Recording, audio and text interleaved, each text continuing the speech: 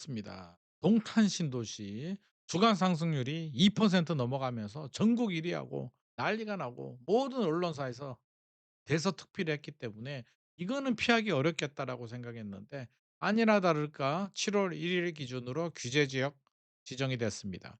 화성시, 동탄구, 구리시 그리고 용인시, 기흥구가 규제 지역으로 딱 걸렸습니다. 3중 규제죠.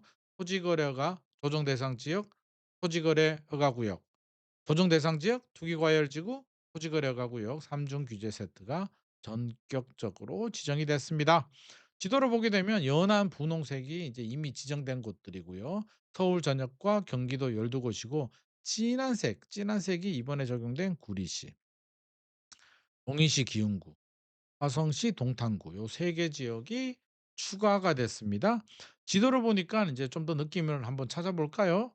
풍선효과 구리시 옆에 있는 남양주, 별내, 다산, 성남시 옆에 있고 이제 용인, 기흥구 옆에 있는 여기가 처인구, 그리고 광주시, 동탄 신도시 옆에 있는 이제 병점, 여기가 병점, 밑에가 오산, 평택, 그리고 수원은 권선구가 빠져 있고요.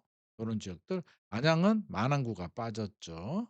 요런 지역들, 그리고 더 나가면 이제 군포, 시흥, 부천 이렇게 번져 나갑니다. 그래서 좀 더 나가면 이제 고양, 인천 이렇게 번져 나가는데 일단 당장은 병점하고 요런 데 오산, 처인구, 광주, 남양주, 다산, 안양, 만안구, 요 분포 일부 지역들 요런 지역들이 우선 영향을 받을 가능성이 높습니다. 자, 보도자료 내용을 한번 보겠습니다. 어쩌고 저쩌고 주거정책심의위원회 해 가지고 어쩌고저쩌고 했다라는 내용들 다 넘어가고요. 진짜 중요한 거는 뭐다? 7월 1 일부터 효력 발생 조정 대상 지역 투기과열지구는 7월 1 일부터 투기과열지구 조정 대상 지역 지정이 되고요. 토지거래가 구역은 경기도가 지정하는데 7월 5 일부터 2027년 12월 31 일인데 12월 31일 되더라도 못 풀어 줍니다. 연장될 겁니다. 그래서 아무튼 요렇게 진행이 됩니다. 7월 1일 기준으로 조정 대상 지역 투기 과열 지구, 7월 5일 기준으로 토지 거래가 구역이니까 7월 5일 전에 7월 4 일까지 계약금을 넣고 계약서를 작성해야만 피할 수가 있습니다. 그래서 아마도 7월 4 일까지는 동탄 신도시, 용인 기흥구, 구리시 불날 것 같습니다. 불티내가 날 것 같습니다. 난리가 날 것 같고요. 그럼 규제 지역으로 지정이 되면 어떤 규제가 적용이 될까? 내용이 굉장히 많은데요. 조정 대상 지역 투기 과열 지구 저는 이것도 왜 이렇게 인지 이제는 옛날에는 조정 대상 지역 지정하고 투기 과열 지구 지정하고 그래도 오르면 투기 지역 지정하고 2020년 이후부터 토지 거래가 구역 전세 끼고 사고 팔고 못하게 하고 요렇게 했는데 단계별로 했는데 작년 10월 15일 날 이제 파격적으로 다 깨 버렸잖아요. 조정 대상 지역, 투기 과열 지구, 토지 거래가 구역 3중 세트를 한 번에 적용하고 10월 15 일에 서울 전역과 경기도 12 곳을 다 묶어 버렸습니다. 풍선 효과 차단하겠다고. 근데 어떻게 돼요? 결과적으로 차단 못 했지. 왜? 보세요. 차단한다고 했는데 우리 우리도 진작에 규제했어야 돼.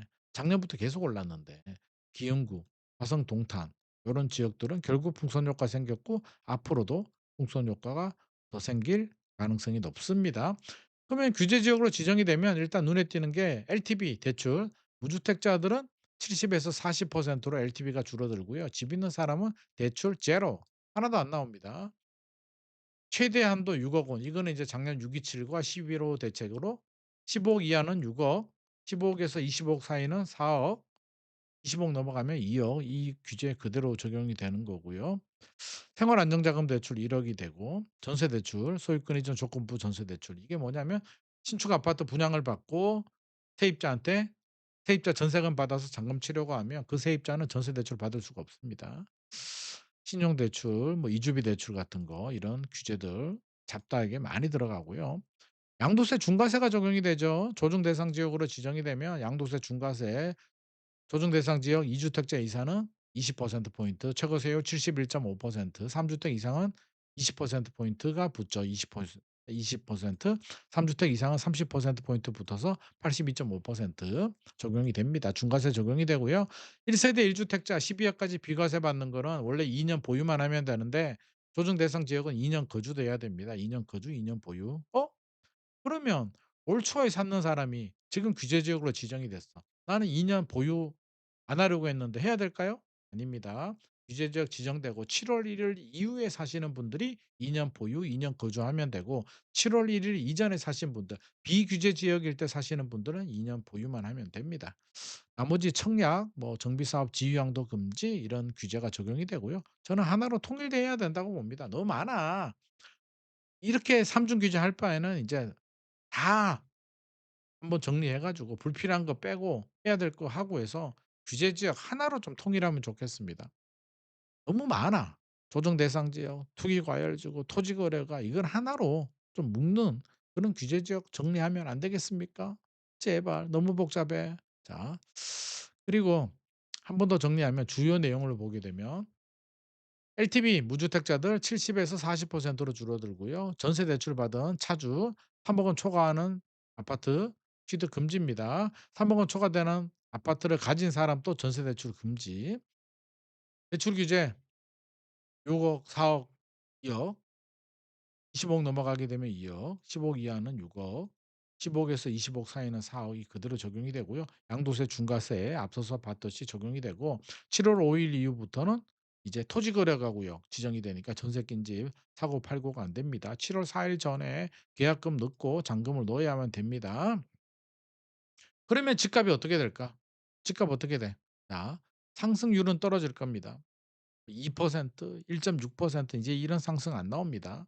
상승률이 아마 제 생각에는 0.3에서 0.4% 정도, 0.2 내려오더라도 0.2 에서 한 0.3%대 정도로 쭉 내려올 것 같고요. 거래량도 줄어드는데 하락 전환이 아닙니다. 상승률을 착각하는데 1.6% 에서 0.2% 까지 내려오면 하락이라고 하는데 상승률이 둔화되는 겁니다. 무슨 얘기냐면 자동차 속도로 따지면 150 킬로 180 킬로 과열하다가 속도가 60 킬로로 내려온 거예요. 차는 달리고 있습니다. 집값은 상승하고 있는데 상승 속도가 천천히 완만해졌다는 거지 집값이 떨어진 거 아닙니다. 하락 전환은 좀 어렵습니다 현실적으로. 왜? 분당, 용인수지, 황교 여전히 상승 중입니다. 노도강 상승 중입니다. 규제 지역 묶였을 때 억울하다고 난리였는데 결국에는 올라갑니다. 물론 일각에서는 규제 지역 지정 안 했으면 더 올라가는 걸 이 정도로 막았다라고 긍정의 평가를 할 수도 있습니다만 역설적으로 말하면 지정해도 오릅니다. 최근 거래량과 상승률이 이제 둔화되고 있었는데 한마디로 그런 거죠. 자동차 속도가 180 킬로 달리다가 쓱 줄어들고 있었는데 과속 카메라가 나왔어. 브레이크 잡아. 빨리 속도가 60 킬로로 내려오는 거죠. 가만히 카메라가 없으면 천천히 내려오는데 그냥 그 차이입니다. 그래서 좀 빨리 상승률이 줄어들었다는 거지 하락 전환도 아니기 때문에 저는 이게 진짜 긍정 효과가 맞나? 많은 거 맞나? 진짜 좀 의심스럽고요. 그런 거죠. 백화점 쇼핑 끝나고 집에 갔는데 백화점 문 닫는 거와 뭐가 다를까 싶습니다. 이제 많이 궁금해하는 풍선 효과 생길 것 같습니다. 결국에는 올해 하반기 내년 되면 수도권 전역으로 확산은 될 것 같고요. 전월세 문제가 워낙 심각하고 입주 물량이 없고 규제들이 뒤죽박죽이기 때문에 확산되는데 당장은 수원 권선구, 화성시 병정구, 오산, 평택시, 용인 처인구, 광주시, 남양주 별내, 다산 의정부, 안양 만안군 더 가면 이제 군포, 나중에는 이제 뭐 시흥, 안산, 뭐 부천, 인천까지 이렇게 갈 것 같고요. 역풍선 효과는 뭐냐면 역풍선 효과. 자, 원래는 동탄은 발목이 안 잡혔어. 분당, 용인, 수지, 뭐 광교, 서울은 발목이 잡혀 있는데 동탄은 발목이 안 잡혔어. 그래서 동탄이 유리했는데 똑같은 규제 지역으로 지정이 되면 이제 어떻게 돼요? 어? 야, 똑같은 컨디션이면 광교 사는 게 낫지 않아? 용인 수지 사는 게 낫지 않아? 분당 사는 게 낫지 않아? 서울로 가는 게 낫지 않아? 라는 효과가 나올 수는 있겠죠. 수요가 상급지로도 올라갈 수도 있기 때문에 역풍선 효과가 또 생길 수도 있습니다. 송파구가 규제 지역으로 묶여 있을 때 상대적으로 마포, 성동 이런 지역은 규제가 아니었기 때문에 갭 투자가 가능하잖아요. 많이 올랐는데 똑같이 묶이다 보니까 어때요? 송파가 어 "똑같이 묶이면 차라리 송파가 낫지 않아?"라고 해서 송파의 아파트로 투자 수요들이 좀 몰려가서 송파 아파트가 또 올라가는 역풍선 효과가 생기기도 했습니다. 국토교통부는 이런 얘기를 합니다. 정량 요건만 보지 않고 정량 요건이 뭐냐면 최근 직전 3 개월의 상승률이 물가 상승률이 1.3배 이상이면 조정 대상 지역, 1.5배 이상이면 투기 과열 지구, 투기 조정 요렇게 적용이 되는데 단순히 이런 정량 요건만 보지 않고 갭 투자 여부, 외진 거래, 차입 규모, 개발 호재 등을 종합적으로 분석해서 정량 지표만 보지 않고 정성적인 평가를 했다. 시장 흐름을 살핀 결과라고 했는데 어처구니가 없죠. 시장 흐름을 그렇게 잘 살폈으면 적어도 5 월에 동탄은 4 월에 조짐이 있었기 때문에 5 월에는 지정했더라면 폭등은 막았겠죠. 2% 폭등은 막을 수 있었는데 다 폭등해 놓고 이제 내려오고 있는데 상승률이 줄어들고 있는데 이제 와서 뒷북 쳐 놓고 이렇게 했대. 함께 살폈대 시장 흐름을. 잘도 했다. 이제까지 진작에 했어야지. 시장 흐름 살피지도 않다가 뉴스 보고 알았지. 2% 올라가는 거 보고 이게 뭐냐고 해서. 핑계가 좋아요? 10월 15일 더 나가면 작년 10월 15일 할 때 어차피 서울 전역과 경기도 12 곳을 풍선 효과 차단하겠다고 선제 대응을 하겠다고 했더라면 이때 동탄하고 구리는 묶었어야 되는 게 저는 맞다고 생각합니다. 이런 목적이라면 근본적으로 저는 규제 반대합니다. 규제적 지정한다고 해서 주택 시장이 안정되는 것도 아니고 집값이 떨어지는 것도 아니고 불편하기만 하는 규제이기 때문에 저는 규제는 반대하는 입장인데 너무 과열이 되면 서킷 브레이커처럼 일시적으로 규제를 했다가 특정 시간이 지나면 좀 풀어주는 이런 규제는 저는 괜찮다고 생각하는데 지금 같은 조정 대상 지역, 투기 과열지구, 토지 거래가 같은 규제는 별로 효과는 없는데 국민들만 불편하게 할 수 있는 규제이기 때문에 저는 반대하지만 그래도 풍선 효과를 차단하겠다고 10월 15 일에 했을 때라면 동탄이나 통계만 보지 말고 지도를 보면 알잖아요. 그리고 현장에 임장 나가 보면 다 알잖아. 동탄, 구리 정도는 지정하는 게 맞지 않았을까?